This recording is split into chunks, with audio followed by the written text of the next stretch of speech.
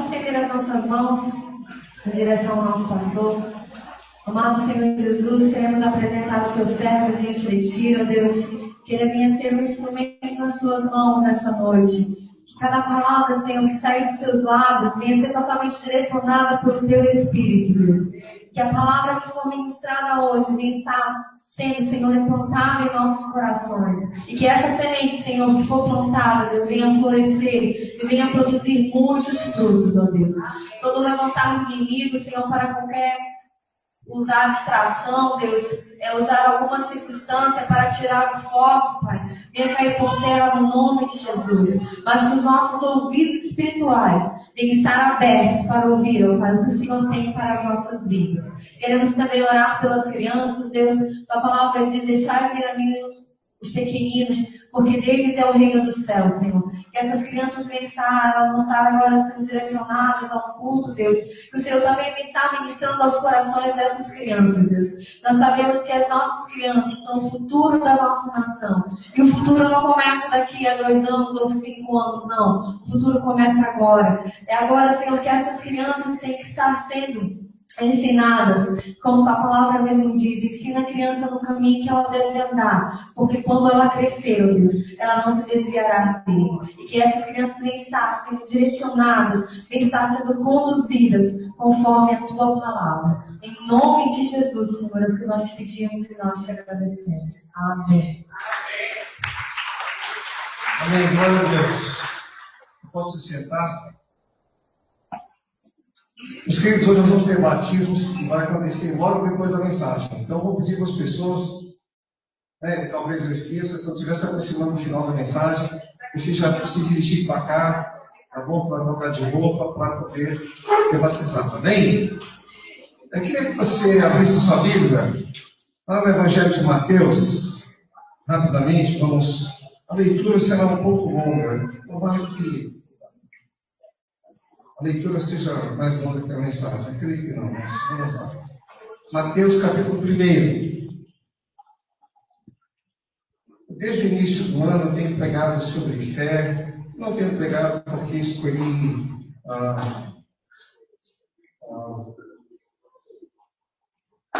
não escolhi pregar sobre isso. Deus me mandou pregar sobre isso. E todo mês de dezembro, durante o mês de dezembro, eu sempre prego em textos que antecedem o nascimento de Jesus, e depois que passa o Natal, eu sempre prego em textos que, fatos, acontecimentos que seguiram, deram sequência após o nascimento de Jesus. E esse ano eu quebrei um pouco a tradição. Acho que é o primeiro ano que eu quebro a tradição. E hoje vai ser a primeira mensagem que eu vou pregar. O Natal já é semana que vem, 25. Vai ser semana que vem, no próximo domingo, né? Teremos uma programação aqui maravilhosa.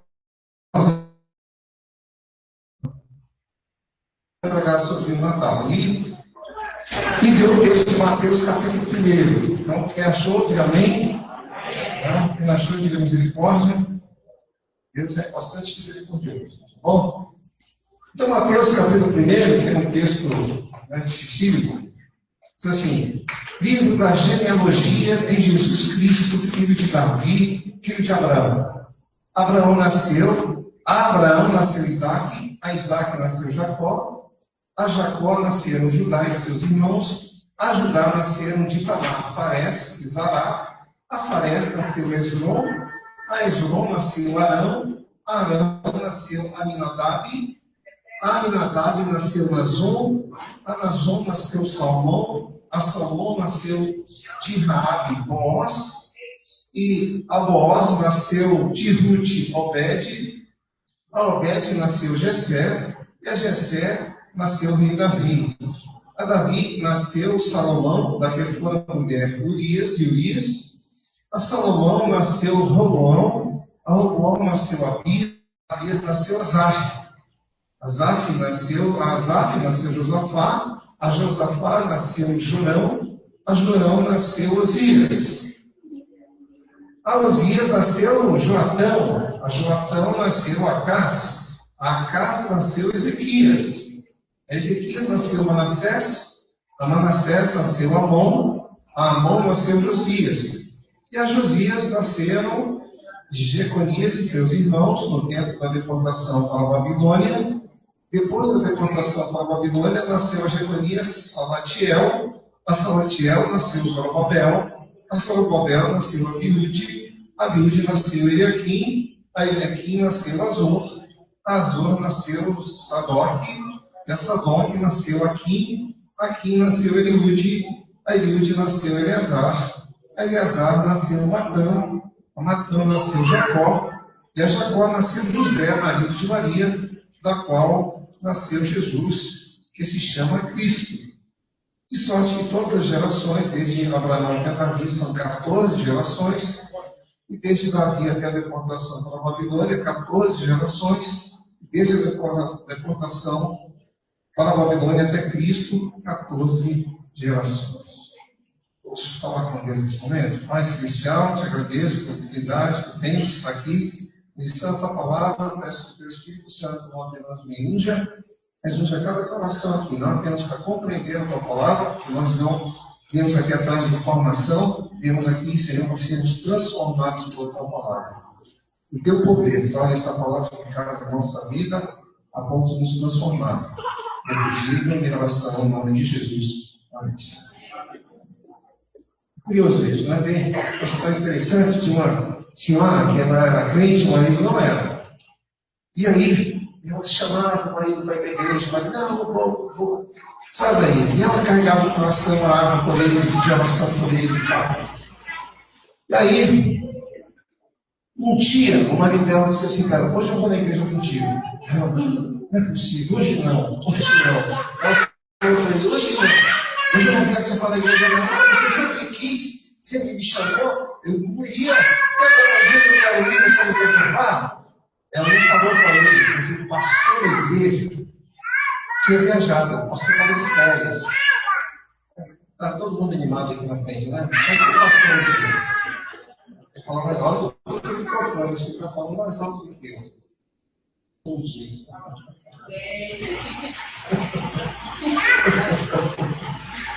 Então é o seguinte, ó. Aí ela liga mais com a outra. Eu sempre quis ir na igreja, você sempre quis que eu fosse na igreja que eu queria, no dia que eu quero ir, você não quer que eu vá? E ela pensou, não, eu passo me ajuda. Ela pensou com ela, falou, é que ele vai dirigir um diálogo velhinho, com uma voz bem devagarzinho e tal. E ela falou, não, hoje não. Aí ele falou, é hoje. Aí foi. Aí quando chegou lá, aquele senhor já idoso, né? Não sei quem pastor que fica perturbado, mas eu até gosto de criança assim, sabe? Porque eles estão construindo lembranças. Acredite, eu fui criança um dia, infelizmente eu era assim. Eu acho que é por isso que eu sou bem condescendente. Eu era assim, eu lá pra frente, né? Minha mãe cantava no coral lá na igreja memorial. Minha tia Regi corava da igreja, ia para lá. Na hora da ceia, eu queria tomar ceia da igreja. Assim, pô, só a pontinha do dedo aqui. Eu botava a pontinha do dedo no vinho para provar. Bom, porque eu me acalmava. Assim. Mas eu tenho boas lembranças quando era criança da igreja. Então eu gosto de deixar as crianças assim à vontade, porque elas estão construindo boas lembranças. Talvez o membro da igreja está perturbando. Eles estão alegres na presença do Senhor. Talvez a gente devia estar falando que nem eles. É verdade. Talvez a gente devia estar aqui, que nem criança. Porque a gente fica sério demais. Às vezes a gente se alegra mais quando o time do Brasil faz um gol, ultimamente faz um gol, que é flamenguista, né? Do que quando está na casa do Senhor. Na casa do Senhor, vai escolher o carro de vassoura. Não consegue se alegrar. Tem algumas pessoas assim. Mas Jesus liberta disso também, amém? Então, retomando aqui. Então, aquela irmã, não, hoje não, mas o marido eu vou. Ele foi. Aí, quando chegou lá, era aquele diácono velhinho, lá com aquela voz devagar. E ele quer pregar. Eu falei, não acredito, o diácono vai dirigir e vai pregar ainda. Aí o diácono foi, abriu a Bíblia para ler uma genealogia. E ele abriu, fulano, filho de ciclano, e morreu, e depois o filho dele, já não sei mais quem, morreu. E depois não sei mais quem morreu, e depois não sei mais quem morreu, e depois não sei mais quem morreu. E aí nem pregou. Ele bem, irmãos, depois dessa leitura, porque foi uma leitura longa, depois dessa leitura longa eu quero saber aqui quem quer aceitar Jesus. Me entregou. Aí o marido da senhora lá levantou a mão dizendo que quer aceitar Jesus. Ela ficou encucada. Que história é essa? Não teve nem mensagem. E o camarada aceitou Jesus assim, fácil. Meu marido, conheço ele, convivo com ele, coração puro desse. Como é que aceitou Jesus assim, tão fácil, né? Aí ficou encucada. Ela, em vez de ficar alegre, olha como é que a gente é, né? A natureza humana. Em vez de ficar alegre, ela ficou encucada, matutando aquilo. Aí, na volta para casa, no carro, ela não se conteve. Escuta, como é que você se converteu se não teve mensagem? Não teve nem mensagem, você se converteu assim? Ele falou, como não teve mensagem? Você não viu a mensagem, não? Mas não teve, ele não pregou. Não, teve mensagem sim. Você não prestou atenção, não? O marido chamou a atenção da mulher. O marido é incrédulo, agora a crente chamou a atenção da mulher que já era cristã. Você não viu a mensagem, não? Que mensagem? A mensagem que todo aquele povo lá que ele deu, morreu. Todos eles morreram. A mensagem era que eu vou morrer também. Eu tinha que tomar uma decisão antes de morrer. Aproveitei hoje e já tomei a decisão. Olha só, por isso que eu entreguei a minha vida a Jesus. Palavra, isso é efeito da palavra de Deus. É efeito da palavra de Deus. Às vezes nós, meus queridos, crentes velhos, antigos, nós complicamos muito. Nós complicamos tanto que nem gostamos de ler genealogia. Então, a gente diz assim, estou lendo a minha Bíblia, vou ler uma genealogia. Então, o pastor diz assim, olha, eu só vou pregar na genealogia. Eu acho até que algumas pessoas até podem ter começado a ficar entediadas quando eu li esse texto aqui. O título da nossa mensagem é, aqui no versículo 1, Livro da Genealogia de Jesus Cristo. O título da mensagem é A Genealogia de Jesus. Amém? A Genealogia de Jesus. E a pergunta que não quer calar, logo de cara, de imediato, é se você faz parte da genealogia de Jesus. Todos esses nomes que foram citados aqui fazem parte da genealogia de Jesus, dos antepassados. Esses são os ascendentes de Jesus. Ascendentes são aqueles que vieram antes. Um monte de nomes estranhos, nomes esquisitos, e você não está nem familiarizado com eles. Nomes que você jamais sonhou em colocar no seu filho. Jamais colocaria o nome desse no meu filho, Esdron, Abiúde, parece nome de fruta. Isso aí, Eliúde também, jamais colocaria o nome desse. Fares, Zará, já pensou? Menino chamado Zará, mas se nós falarmos, nós vamos fazer bullying com ele. Esse é um azarado, é um azarado. É um Zará, vai virar um azarado. A gente nem sonha com eles. Mas esses nomes estavam lá, construindo alguma coisa. Sabe o que é bonito na genealogia? Não só de Jesus, mas nas genealogias. É que essas pessoas que estão lá, e elas fazem parte de uma construção. São como peças de um quebra-cabeça. Se você já montou um quebra-cabeça, você já pegou. Eu, antigamente, me lembro que teve uma época na minha vida que eu odiava quebra-cabeça. Odiava. Olha, vamos montar o quebra-cabeça aqui. Olha, sai fora. Já muito perdido ali. Depois eu aprendi a gostar de quebra-cabeça. Acho que hoje faz tempo que eu não monto quebra-cabeça, mas eu não conseguia gostar de quebra-cabeça. Mas sabe, cada peça daquela isoladamente, de quebra-cabeça, não tem valor nenhum. Cada peça não tem valor nenhum. Mas quando você vai juntando uma peça na outra, o resultado, a que chegou aquelas peças, não tinham valor nenhum. Assim são essas vidas nas mãos de Deus. Quando Deus estava construindo a genealogia de Jesus, essas vidas, vivendo por si mesmas, por sua própria conta e risco neste mundo, essas vidas não tinham valor nenhum.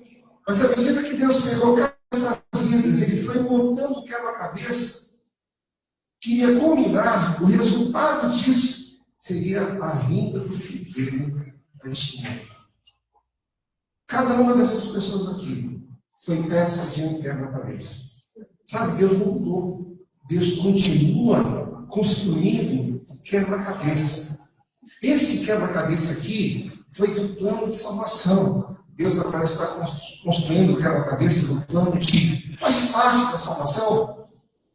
É um dos elementos da salvação, mas é o quebra-cabeça da glorificação. Vai ser quando Jesus voltar para vir buscar a sua igreja. E a gente precisa entender que a nossa vida é uma peça dentro desse quebra-cabeça. Que vivendo lá na sua casa, vivendo os seus problemas, as suas dificuldades lá no seu trabalho, lá na sua escola, você não se vê assim. Mas Deus olha para você como uma peça importante e vital, inclusive que vai a outras pessoas também, que aparentemente não têm significado nenhum, quando se juntarem a você na montagem desse quebra-cabeça, elas vão encontrar o sentido e o significado para a vida delas. Porque se a gente fosse falar de cada pessoa aqui, cada um desses personagens que eu citei, individualmente, a vida de alguns aqui é insignificante. Muito insignificante. Mas elas ganharam significado quando Deus mostrou nessa genealogia o quebra-cabeça já montado. A gente nada mais é, meus queridos, do que o quebra-cabeça montado. De peças separadas, de peças isoladas e de pessoas, deixa eu ver um pouco da mensagem, diferentes backgrounds, diferentes experiências. Olha só, aqui eu vou só citar alguns. Tinha o Judá. O Judá, ele teve 3 filhos. E um dos filhos dele casou com a Tamar. Ele andou apontando, não vou nem estar na questão que ele andou apontando, ele morreu, não deixou de descendentes. O irmão dele casou com ela, tinha que casar. O irmão tinha que casar com a cunhada. A gente morreu, aí o segundo foi casar com a cunhada. Aprontou também. O que ele aprontou? Ele não fecundou a mulher dele. Ele não teve filhos com ela. Deus castigou e morreu. Aí a Tamar, citada na genealogia de Jesus aqui, uma mulher, citada na genealogia de Jesus, mandou avisar o Judá: olha, eu já sou viúva de 2 filhos teus, o terceiro não quer casar comigo, ele tem que casar comigo, a tradição manda ele casar comigo. Aí o mais monstro disse assim: eu casar com essa viúva negra de jeito nenhum, ela já matou 2 irmãos meus, eu não sou doido. É sério, eu queria casar na vida, é isso. Aí, a Tamar, olha só, olha o que Tamar fez. A Tamar soube que o Judá estava numa determinada região lá, se aproximou, se passou por prostituta. A Tamar estava aqui no meio. Se passou por prostituta. E acabou engravidando o próprio sogro dela. Está certo isso? Não. Vai lá. Dá atitude de novo. Mas sabe o que eu acho bonito? E aquelas peças do quebra-cabeça, piso de valores, a gente combina, Deus diz assim: jeito nisso, eu vou consertar. Talvez não seja a sua vida, mas você está lidando com pessoas de baixa moral, sem escrúpulos nenhum, pessoas vivendo vidas completamente erradas, e o seu papel não é julgar nem jogar pedra. Aliás, quando a Tamar ficou grávida, anunciaram para o Judá: a tua nora ficou grávida. Aí o Judá: ela vai morrer, deve morrer. A Tamar diz assim: Judá, realmente eu mereço morrer, mas sabe que meu filho é teu. Ele quê? Esse é o mesmo. Como é que você prova? Olha, está aqui, ó. Ela é a mentira dela. E que esse cajado aqui é teu. Isso aqui é teu. Você não me deu, é verdade. O Judá falou: quem merece morrer não é ela, sou eu. Eu é quem mereço morrer. Então, o reino de Deus, eu estou citando esse caso aqui, pessoas de diferentes backgrounds, é que o reino de Deus é construído por pessoas assim, com pessoas que a gente até acha que não tem valor nenhum pela nossa moral, pelos nossos princípios, pela nossa educação. Mas para Deus, cada peça do quebra-cabeça é valioso. Ele não descarta, ele joga fora. Quer dizer, ele não joga fora. É por isso que você está aqui. Como era a sua vida antes? Como era a sua vida antes? Você só está aqui por causa da graça de Deus. Porque Deus continua montando o quebra-cabeça dele. Tem outros personagens aqui, né? Tem a Raabe. Raabe é outra mulher que é citada aqui. É uma mulher que é uma prostituta. Essa é uma prostituta que fala aqui na Bíblia. Já preguei outra mensagem sobre a genealogia de Jesus e citei Raabe aqui. Tem alguns reis aqui que são citados. Roboão. Roboão é um camarada que filho de Salomão. O que Salomão tinha de sabedoria, o Roboão tinha de tolice.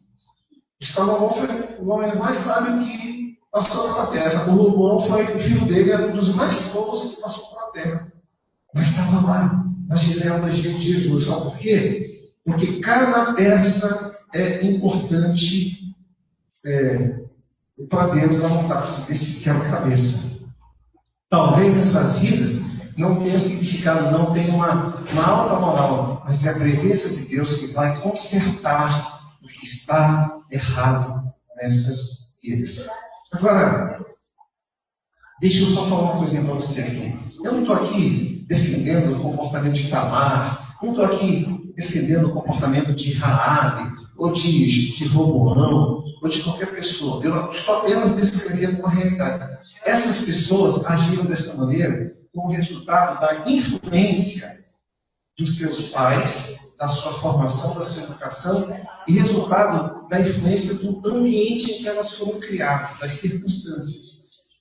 Nós, seres humanos, somos frutos, existe um elemento genético, né?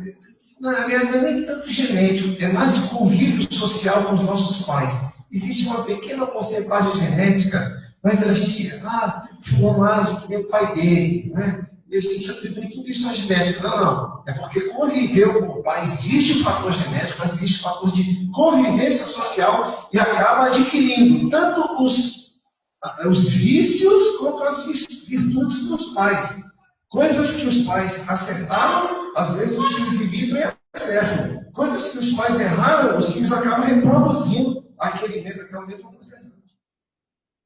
Então, esses personagens aqui da Bíblia, eles são reflexos disso. Agora, onde eu quero chegar, já antecipando aqui, é que quando a Bíblia fala da genealogia de Jesus, ela está falando dos ascendentes de Jesus. Uma das grandes questões que as pessoas têm levantado é: por que Jesus não teve filhos? Eu quero fazer uma pergunta para você. Jesus teve ou não teve filhos? Aliás, tem até um livro famoso, eu esqueci o nome do autor. Dan Brown, qual é o título do livro? Código da Vinci, ele fala que Jesus, né? Tinha até uma filha lá, a filha de Jesus. Mas tem várias teorias sobre Jesus. Né? Tem um cara que tem uma teologia, um alemão louco. Sempre tem esses loucos assim. O cara que não é ninguém na vida, aí ele quer fazer uma coisa para dizer, ganhar notoriedade, quer ter os seus 15 minutos de fama. Esse camarada alemão, fugindo do nome dele agora, escreveu um livro falando sobre a vida de Jesus e disse que Jesus não morreu. Morreu não. Jesus não morreu não. Jesus foi crucificado. Ele diz assim: tudo que é vindo de mim é verdade. Mas chegou um ponto que ele diz assim: olha, só que Jesus foi colocado lá no túmulo. Sabe por que o túmulo estava vazio? Porque Jesus não tinha morrido. Jesus saiu do túmulo e estava desanimado, triste da vida. Eu vim aqui salvar essa humanidade, ninguém quis nada, acabaram, entre aspas, me matando, né? E colocaram aquela coisa, vai embora daqui. Foi embora para a Índia. Acho que Jesus viveu na Índia. Ele foi lá para a Índia, na Índia casou, teve filhos, teve netos, Isso é invencionista, tá, gente? O cara está inventando, é o cara que não sabe o que comentar da Bíblia, aí resolve criar uma história fictícia que não tem fundamento, não tem evidência histórica nenhuma, inventa, aí os bobos vão lá e compram. Contei também aquele cavalo de Troia, 1, 2, 3, 4, 5, 6, 7, 8, 9, 10. Alguém já deu o cavalo de Troia? O camarada viajou no tempo, ele chega lá na época de Jesus, e vê Jesus operando os milagres, então Jesus olha, acho que são dois, Jesus olha assim, dá uma piscadinha para eles assim, ó. Eu sei quem você é, estou sabendo, estou sabendo sobre isso tudo. Ele é gente que quer ganhar dinheiro, aí inventa uma história. Isso não é novo não, isso não é novidade não. Mas eu quero fazer uma pergunta para você. Jesus gerou ou não gerou filhos? Quero fazer essa pergunta para você. O que você acha? Gerou ou não gerou? Olha, Jesus não gerou filhos, ele continua gerando filhos. Deixa eu explicar aqui. É que a gente sempre pensa em filhos como filhos biológicos. O próprio Jesus foi filho biológico de Maria, mas não foi filho biológico de José. Você sabe disso, né? Jesus ele foi gerado pelo sêmen de José. Ele não foi. Ah, pastor, qual é a evidência disso? Não, isso é pela fé. A Bíblia declara e a gente crê nisso pela fé. Então Jesus foi gerado pelo Espírito Santo de Deus. Para ter as duas naturezas. 100% santo e 100% homem natural. Ele precisava ter essas duas naturezas. Por isso que ele não foi gerado. Se ele tivesse sido gerado pelo sêmen de José, ele seria tão pecador quanto eu e você. Porque o pecado, ele é passado de geração em geração. O pecado já está, podemos dizer assim, no nosso DNA. Jesus não podia ter um DNA de pecado. Foi por isso que o nascimento de Jesus é chamado de o nascimento virginal de Cristo. Porque Maria era virgem ainda quando concebeu Jesus. Porque foi o Espírito Santo que fez aquele bebê, o Filho de Deus, nascer no ventre de Maria por intermédio de um milagre. Pois bem, meus queridos, Jesus continua gerando pessoas? Sim. O nascimento de Jesus, aliás, a concepção de Jesus foi espiritual. Jesus continua gerando filhos, mas ele não gera filhos biológicos. Ele gera filhos espirituais. De uma certa forma, você tornou-se filho de Deus por causa de Jesus.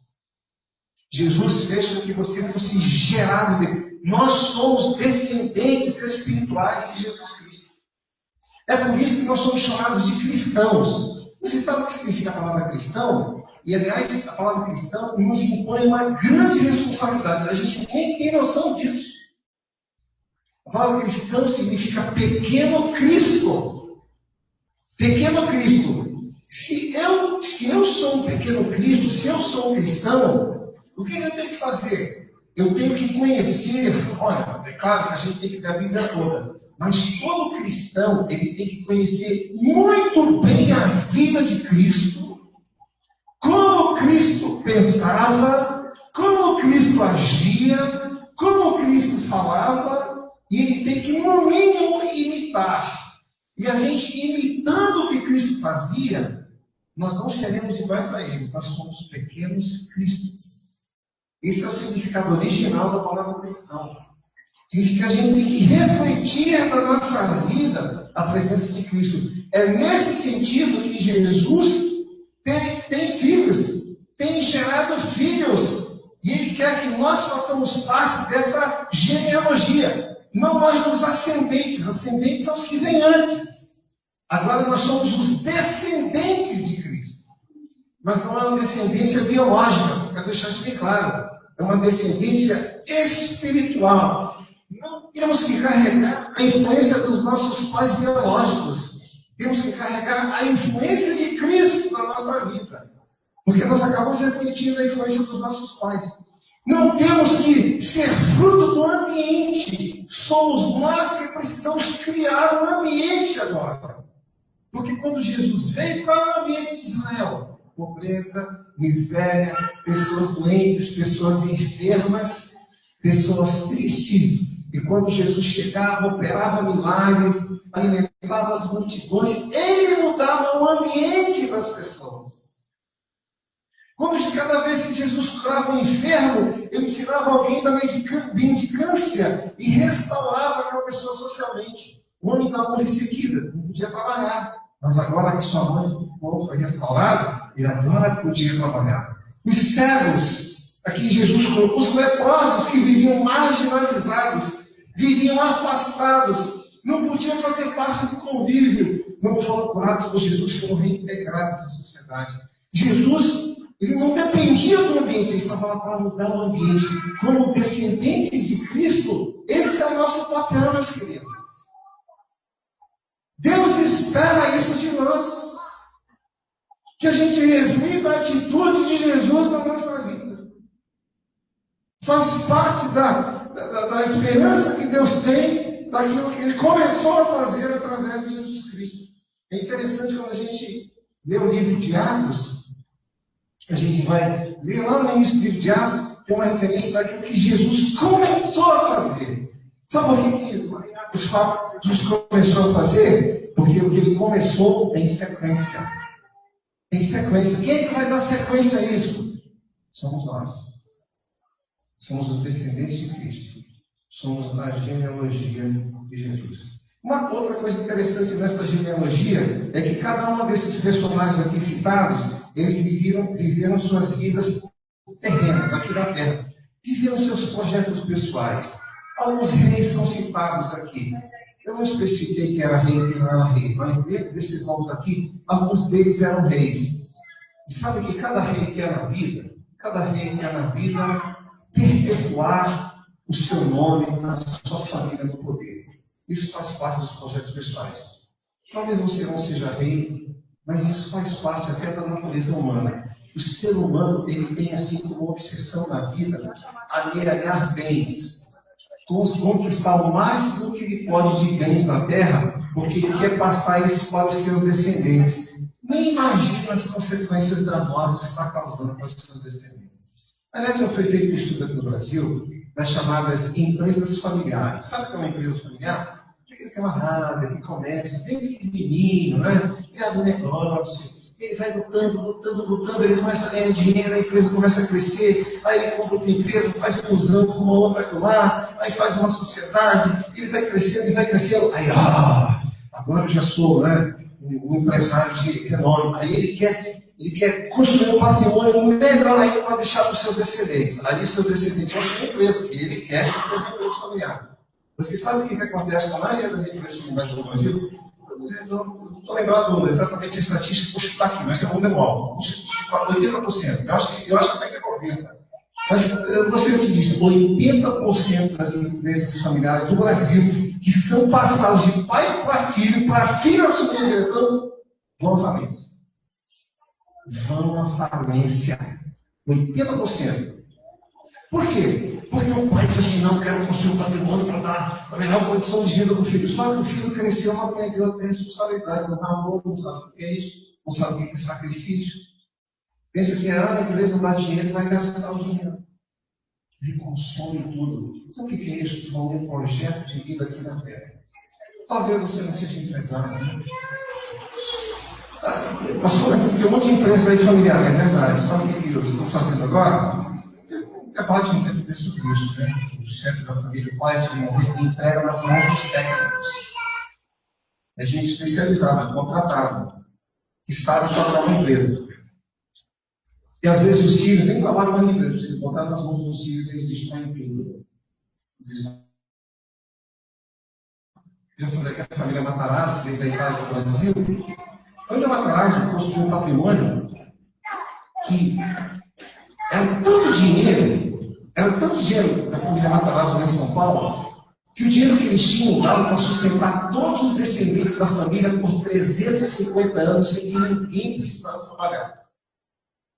Você já pensou você ter uma empresa e pensar assim, olha, esse dinheiro que eu tenho vai sustentar todos os meus descendentes daqui a 350 anos e não vai precisar trabalhar. Daqui a 350 anos, 2.346, né? 2.366, eu acho. Não, eu estou rindo de matemática. 2.356. Ninguém vai da minha família precisar trabalhar. 350 anos. 350 anos. 66. 2.356. Resumindo, 70 anos, o patrimônio todo dilapidado, acabou tudo. Porque porque esses descendentes não souberam cuidar. Por que eu estou falando isso? Porque a gente passa a vida com projetos pessoais. Alguns desses reis aqui, descendentes de Jesus, estavam, não, eu quero manter o reinado, eu quero que meu filho venha dar um trono, depois do meu neto, eu quero manter a família no poder. Tudo vai embora. Como se foi? Quem vai aqui, pastor, não sou rei, não sou empresário, mas você quer construir um pé de meinha para deixar para o seu filho, quer construir um pezinho de meia para deixar para sua filha, né? Ela faz parte da mentalidade depois dos Estados Unidos. Não estou agora usando essa memória, mas fala quando o pai morre. O pai morreu. 75% do patrimônio dele vai para o governo. Só 25% fica na mão dos filhos. Por isso que os Estados Unidos é um país rico. É um país rico. O governo tem dinheiro, não acaba mais. Porque o governo vai lá, o seu pai morreu, deixou R$1 milhão na herança, pois ó, 750 mil é meu, 250 mil é seu. Porque você tem que aprender a construir a sua vida. Você não vai receber R$1 milhão de mão beijada, não. Está aqui 250 mil para você tornar-se um empreendedor. A gente não fica gente preguiçosa aqui, não. Só vai tomar água de coco lá no México, lá em Cancún, na beira da praia, não. A gente trabalhando. Está aqui 250 mil. É claro que existem maneiras de burlar isso, né? Algumas pessoas vão lá e montam uma fundação. Se o camarada montar uma fundação, vai prestar conta da fundação. Com fim social, beneficiar a sociedade, aí eles acabam recebendo R$1 milhão. É uma maneira que, por isso, nos Estados Unidos também existem muitas fundações de pesquisa. Mas tudo isso ajuda o país a avançar e evoluir. Então, o que isso tem a ver com a minha vida prática, pastor? Hoje, aqui, agora, nesse momento. É que a gente passa a vida querendo comprar um imóvel, deixar um sítio, deixar uma fazenda, deixar uma casinha para o meu filho, comprar um apartamento para cada um, né? Esse é um projeto de vida pessoal. Os ascendentes de Jesus exigiam um projeto pessoal. Agora, os descendentes de Jesus não podem ter um projeto de vida pessoal. Deus não quer que você pense na sua casinha na terra. Não é que você tem que ficar o Deus da não. Mas Deus diz assim, olha, tem mais do que isso. Tem mais do que isso na vida. Eu quero que você não viva o seu projeto pessoal para garantir o bem-estar, entre aspas, dos seus filhos na terra. Eu quero que você viva o meu projeto, porque eu, com o meu projeto, já estou garantindo o teu bem-estar na eternidade, e eu quero que você tenha filhos para a eternidade. E não só são os filhos biológicos, não, são os filhos espirituais que você vai gerar. Aquelas pessoas do seu convívio. Sendo mais prático no nosso contexto, aquelas pessoas da sua célula, que você vai ajudar essas pessoas a irem para o céu.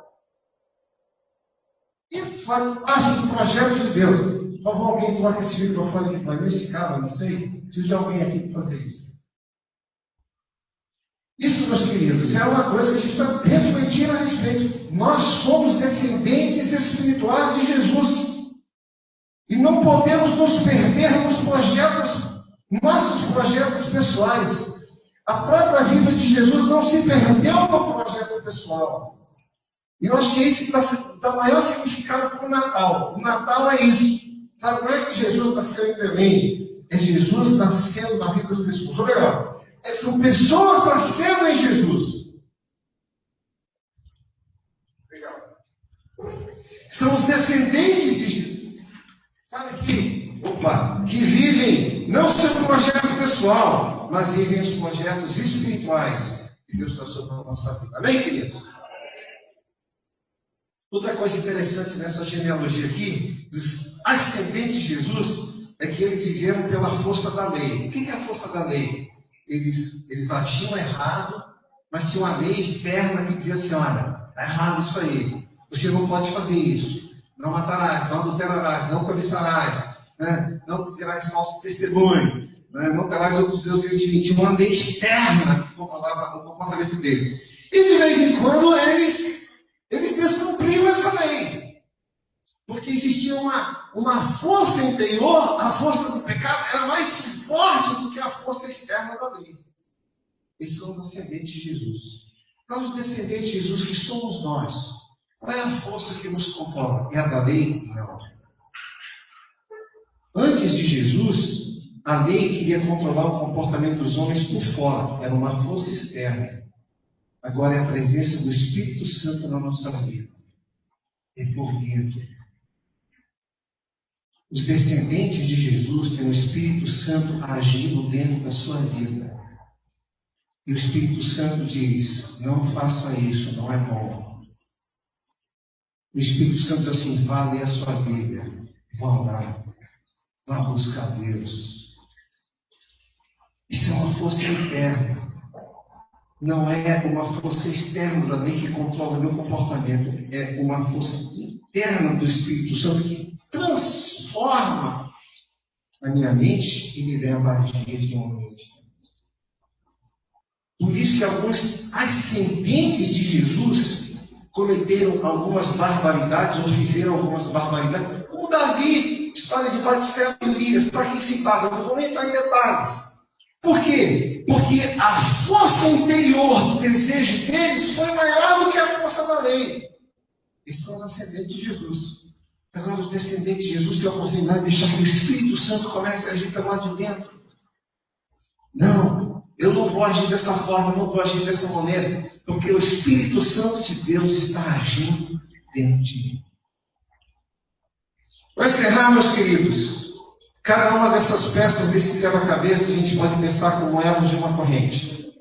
Pessoas diferentes, mas aqui Deus aplica aquele chamado princípio da convergência que eu mencionei na mensagem anterior. Havia reis, havia camponeses, havia até sem teto, sem terra. Você sabia que tinha sem teto e sem terra nos ascendentes de Jesus? Aqui está na Bíblia, citada Ruth. Ruth ela era até uma estrangeira. Ela nem era israelita, mas ela não tinha casa, ela sem teto e não tinha terra também. Ela era tão pobre que ela comia. Havia uma lei no Antigo Testamento, do judaísmo, uma lei de Deus, está aqui citado na Bíblia, que quando o homem rico, ele era fazendeiro, ele ia colher. Quando começasse a colheita, por exemplo, do milho, quando estava colhendo o milho, a espiga que caísse no chão, ele não podia pegar. Não podia pegar. Caiu no chão, ele tinha que deixar lá. Porque o que caísse no chão, depois da colheita, os pobres vinham e colhiam o que ficou no chão. Não podia pegar. Deus deu uma ordem. Na hora da colheita, o que cair no chão, tem que ficar lá no chão. Falava de Ruth. Ela não tinha o que comer. E o que ela fazia? Ela ia respingar. O verbo usado na Bíblia, ele ia respingar. Respingar, ela ia lá. Os colhedores já colheram. Então, aquela multidão de pobre. E Ruth, um ascendente de Jesus, entrou lá. E ela foi lá colher aquela espiga de milho que ia garantir o sustento dela e da sogra dela. Sem teto, sem terra, sem trabalho. Foi um ascendente de Jesus. A gente tem rei Salomão citado aqui. Classes sociais, níveis culturais completamente diferentes. Mas Deus coloca tudo isso e faz uma convergência. O que é convergência? Afunilar. Eu vou botar todo esse pessoal, gente reta, gente com a vida porta. E tudo isso vai convergir, vou colocar dentro de um funil, que vai chegar no ponto principal, o ápice do nascimento do meu filho Jesus Cristo. Nascimento do meu filho Jesus Cristo.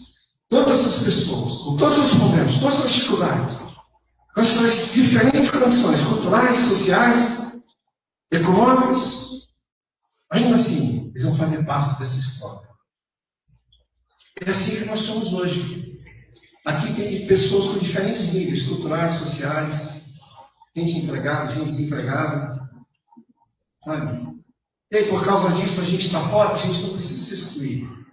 O mais importante é que você entenda que naquela época, que esse texto foi escrito aqui, o ponto mais alto da história foi o nascimento de Jesus. Agora, nós estamos caminhando para o ponto mais alto da história, da nossa geração. Sabe qual é? É o retorno de Jesus. É que Jesus vai voltar. E a gente precisa se ver dentro desse retorno. Esses homens aqui citados, esses nomes citados, nenhum se viu nessa situação. Aí Deus olha de trás para frente e diz assim: olha, cada um desses fazia parte do quebra-cabeça. Você hoje faz parte do quebra-cabeça do retorno de Cristo. Talvez você olhe para a sua vida, se veja um pecador, se veja talvez como Rabi, se veja talvez como Ruth, talvez se veja como Davi, que tornou-se um adúltero, talvez se veja como Salomão, tão sábio, mas caiu na armadilha da sua própria sabedoria, como casou com várias mulheres. Talvez você se veja assim. Às vezes assim, ainda que você se veja assim, sua vida tem valor para mim. Você é uma peça importante. Não para continuar do jeito que está, mas com a presença do Espírito Santo agindo dentro de você, você se deixar transformar e fazer com que a sua vida caminhe para o ponto mais alto da história da humanidade, que a gente ainda vai viver, que é o retorno de Cristo a este mundo. Porque Jesus vai voltar um dia. E a grande questão é quando ele voltar, se você vai ser uma peça do quebra-cabeça que vai estar fora. Ou se você já está dentro. Se você já está encaixado. Esse é o ponto fundamental aqui. Você não pode ser um nome fora. Quantos nomes ficaram fora desse ápice aqui? Só existem pessoas na face da terra? Não. O seu nome não pode ficar fora da genealogia de Cristo. Da Cristo, daquilo que ele construiu. Para encerrar, existe o seu projeto de vida pessoal. Talvez você esteja querendo construir o seu castelo de areia. Que é uma música do David Fitz. Ele fala que o que ele aprendeu na vida, ele tinha que ganhar dinheiro e se dar bem. E ele diz assim, olha, eu fiz tudo isso e descobri que tudo que eu estava fazendo era construir um castelo de areias na beira da praia de um mar bravio.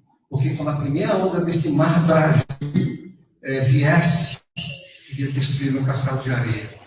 Eu descobri que correr atrás de coisas materiais é construir castelo de areia de um mar bravio. Que o certo é seguir a Cristo, não colocar a sua fé, estou tentando lembrar da letra da música aqui em inglês, não colocar a sua fé em coisas materiais, mas seguir o plano que Deus traçou para a sua vida. Vou encerrar dizendo que Deus tinha um plano para cada uma dessas pessoas aqui. Elas não conseguiram ver onde esse plano ia dar. Mas tinha uma coisa bonita, elas não saíram fora do plano.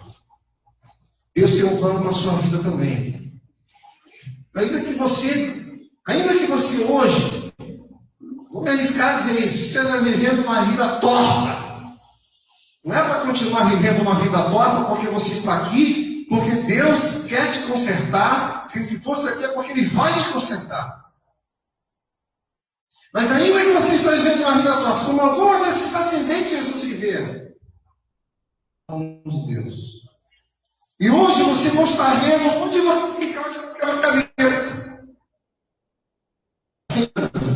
Quando nós não mais estivermos aqui, quando nós estivermos na glória.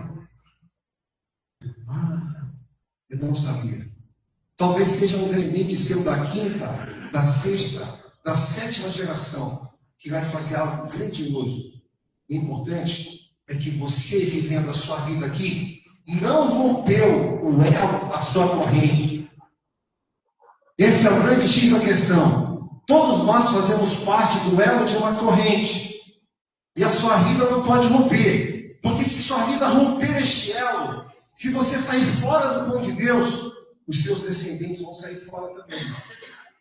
Porque você rompeu o elo. Então eu quero encerrar dizendo, permaneça fiel. O que tem de errado na sua vida, conserte. Porque faz parte da obra de Deus, através do Espírito Santo, trabalhar você por dentro. Você não precisa de uma regra, você não precisa nem de um discipulador dizendo para você que isso é errado. Porque se você ler a palavra, você já vai saber que é errado. Você já vai saber. Não estou dispensando um discipulador, não. Mas às vezes nós, discipuladores, temos que ensinar coisas que, se a pessoa lesse a Bíblia, ela já saberia. Fiel a Deus. Porque Eu li a lista dos ascendentes de Cristo. Faz parte dos descendentes de Cristo. Natal não é Jesus ter nascido em Belém. Natal é ele nascer na nossa vida, no nosso coração. No nosso coração. E gerar em nós aquilo que ele foi. Ou seja, um dia. Você sabe que os crentes, né? Os seguidores de Jesus foram chamados de cristãos aqui na terra. Pequenos cristos. Eles foram chamados aqui na terra. Mas o mais importante não é ser chamado de cristão aqui na terra. O mais importante vai ser chamado de cristão lá no céu. Refletir a imagem e a presença de Cristo na sua vida. Que assim seja o nosso Natal. Feche seus olhos agora.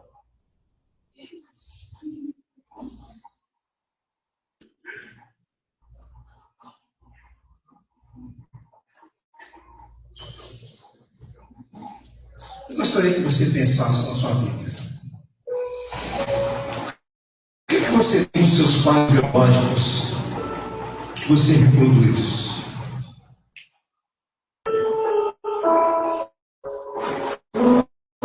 O que você tem no ambiente em que você cresceu, que você reproduz e que é ruim? Talvez até você ache bom, mas você já sabe que à luz da palavra de Deus, isso é ruim. Eu gostaria que, se você se der conta que tem alguma coisa ruim na sua vida, da influência dos seus pais biológicos, da sua família, do seu ambiente de convívio, você dissesse para Deus: Deus, eu quero que me perdoes, eu quero dizer uma coisa, eu quero que a influência de Cristo na minha vida seja maior que isso.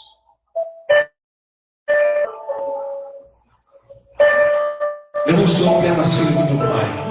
Eu não sou descendente do meu pai. Eu sou um descendente de Cristo. Sou teu filho gerado por Cristo Jesus. Ele que tem que prevalecer na minha vida. Me perdoa que nesse Natal eu me dei conta que a influência de Cristo tem que ser mais importante do que aquela que eu herdei de herança genética ou de convívio social. A segunda coisa, qual é o seu projeto social? Qual é o seu projeto de vida? Comprar casa? Deixar um pé de meia para a sua família? Garantir o bem-estar dos seus filhos? Não é pecado, senhor. Quer dizer que isso não é pecado. Mas torna-se pecado quando a gente abraça esse projeto de vida pessoal, mas esquece do projeto de Deus na nossa vida. Se nós temos que refletir a imagem de Cristo, não viver um projeto de vida pessoal, ele viver o projeto de Deus para a vida dele. Foi que Deus planejou. Então peça perdão a Deus. Na verdade, a gente sempre ora pedindo para Deus abençoar nossos projetos pessoais. E talvez você devesse falar assim: Deus, me faça viver os meus projetos. Abre os meus olhos. O que eu posso ser e o que eu posso fazer? Eu quero fazer parte do teu projeto. Isso é uma coisa que você tem que falar com Deus. Perdoa-me, Deus, porque eu sou uma criança ainda, tenho agido como criança. Agindo como criança, eu sempre preciso ler a Bíblia e me pautar por regras. O Evangelho transformando em lei. Uma lei que vai controlar o meu comportamento, uma lei externa. Você não precisa disso. Porque você tem o Espírito Santo de Deus na sua vida. Para transformar o seu jeito de ser. Não é uma regra que eu, como pastor, vou dizer para você. Não é uma regra que seu discipulador vai dar para você. Sabe? É uma regra que o Espírito Santo, aliás, não é nem regra, é um princípio de vida que o Espírito Santo vai efetuar dentro de você para você mudar o seu comportamento, para você mudar a sua atitude. Você não pode ser um descendente de Cristo vivendo do jeito que está vivendo hoje. Não pode. Não dá. Não dá. Jesus foi 100% santo. 100% santo e você também não é. Pode se excluir do processo da santidade. Nós estamos num processo. E maus hábitos, maus costumes, coisas erradas. Não precisa nem ser. A gente vê se pecado, às vezes uma simples fofoca. Já é bastante. Maledicência, falar mal dos outros. Semear comer entre irmãos. Ganância, inveja. O outro está prosperando, você sente inveja. Acontece. Vocês não conhecem que precisam. Momento de raiva que você explode. Não é assim que Cristo agia. Você é um descendente de Cristo. Aí você pode dizer para Deus: Deus, eu vou lá com uma força externa. Mas eu quero que apareça esse Espírito Santo seja tão eficaz na minha vida que ele comece a mudar isso dentro de mim. Eu quero mudar isso. Eu quero.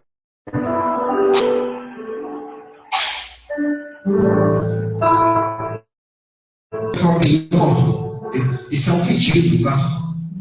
Eu sei que algumas atitudes minhas podem me reprovar diante de ti. Mas eu não quero o meu nome fora da lista.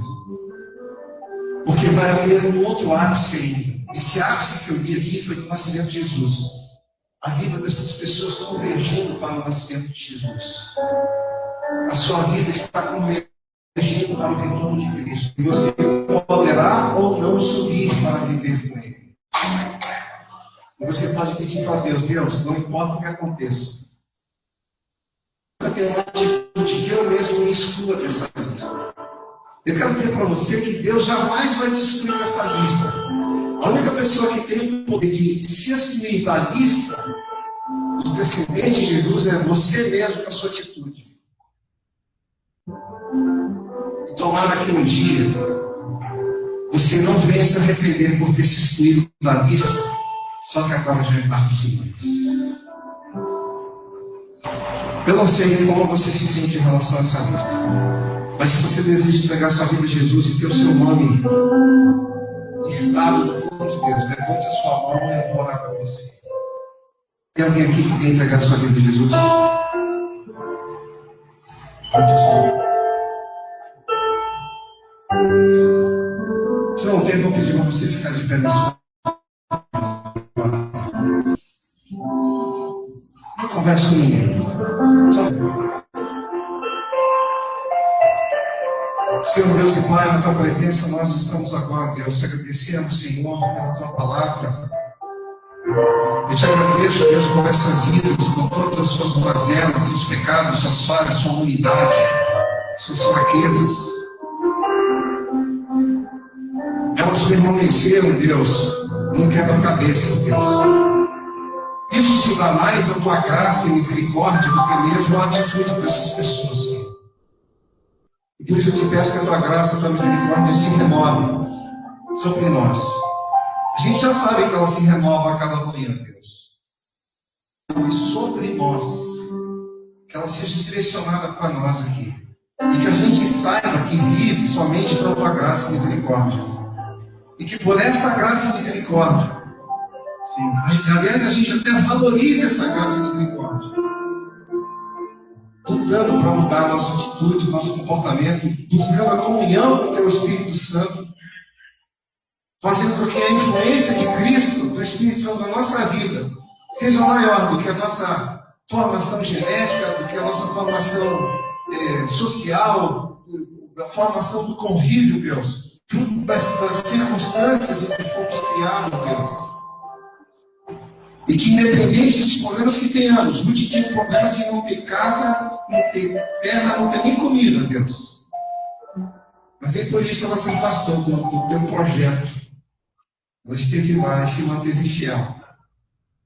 contigo, Deus. Quando disse, o teu Deus será o meu Deus. Quando ela falou isso com a sogra dela, Deus. Ela fez uma aliança contigo. Que a gente possa se manter, Deus, dentro dessa aliança. Para que a gente se mantenha, fazendo isso, se mantenha dentro desse quebra-cabeça. Que a gente retire de nós também todo e qualquer sentimento de que a nossa vida está isolada, é uma peça sem valor do quebra-cabeça. Não é, Deus. Não é. Porque quando todo quebra-cabeça for montado, Jesus voltar, a gente vai saber o papel que a gente teve. E vai saber não somente o nosso papel, como descendentes espirituais de Cristo, Senhor. Como cristãos, aqueles que retratem a imagem de Cristo nas suas vidas, Senhor. Mas nós também vamos gerar filhos espirituais para Ti também, Senhor. São as outras gerações de Cristo que virão através da nossa vida, Pai. Vidas que só terão um significado, porque estarão conectadas com a nossa vida, assim como as peças do quebra-cabeça, Deus. Não tem sentido nenhum, mas quando conectados uns com os outros, vão ganhando sentido, significado. Assim seja a vida de outras pessoas com as quais nós nos relacionamos. Sozinhas não tem significado nenhum, mas em contato, Senhor, conosco, elas vão adquirindo significado para Ti, Senhor. E no final, nós separamos parte da genealogia de Cristo, não dos ascendentes, como foi dito na Bíblia, mas dos descendentes de Cristo, que trabalharam, se enganjaram no governo, até a volta deles de luz. Assim seja, em nome de Jesus. Amém. Amém, querido? O culto não acabou, vai ter os partidos agora. Deixe só mais um pouquinho aqui. No final tem que orar pela irmã Sandra e a irmã Nária, para viajar, mais alguém for viajar, eu vou orar também. Tá? Pode se sentar aí, rapidamente.